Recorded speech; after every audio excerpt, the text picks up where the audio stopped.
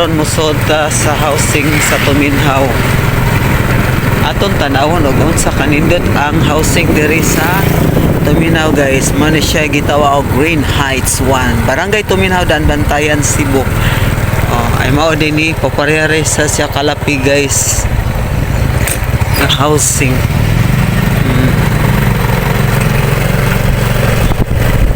Parehara siya sa kalapi nga housing guys.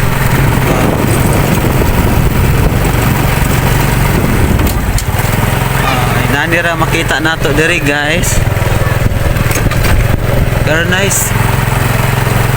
Ato ning kuan di ay mo ni isa pod sa kinabang sa katong naapektahan sa kuan ba bagyong Yolanda. Mao nang na-create ni ang housing. Oh, grabe sad kadaghan diri day namuyo guys. Kay baog dagadi ini ang ubang namuyo. Napod siguro ni kanang lain barangay ba nga nasagol dire di ra siguro ni tanan sa Tuminhaw.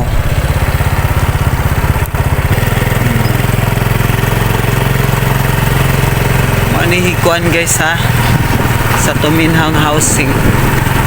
Ato sa dipakita eh.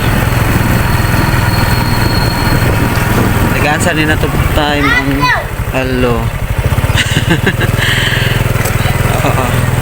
Maani dere ang Tuminhaw housing.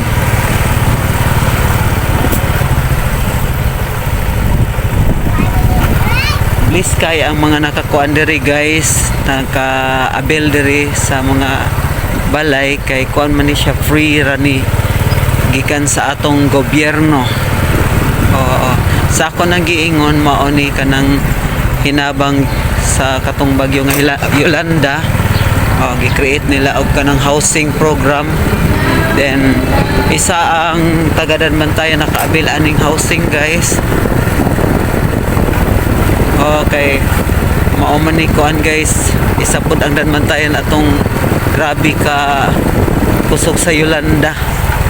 Mo nang tagaan ta og housing sa gobyerno.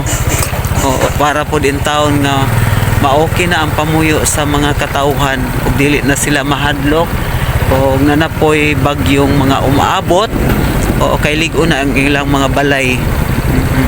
Sa ako nang giingon bless kayo ang naka-abil ani nga housing. Nay parehas ra gud siya sa katong kalapi guys nga atong giadto pod dito sa Badyang. Oy nanira pod ang ilang housing og porma. Lahi pod to sa tanaw guys.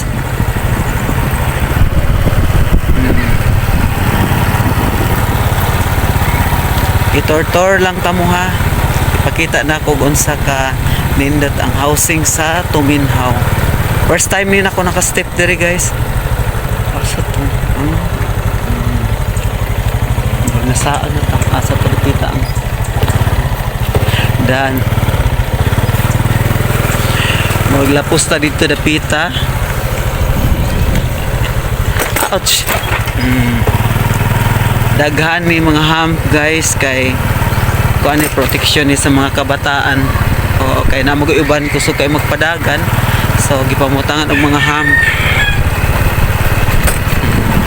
Og dinhi na lang kutob ang atong video guys. Thank you so much for watching. God bless.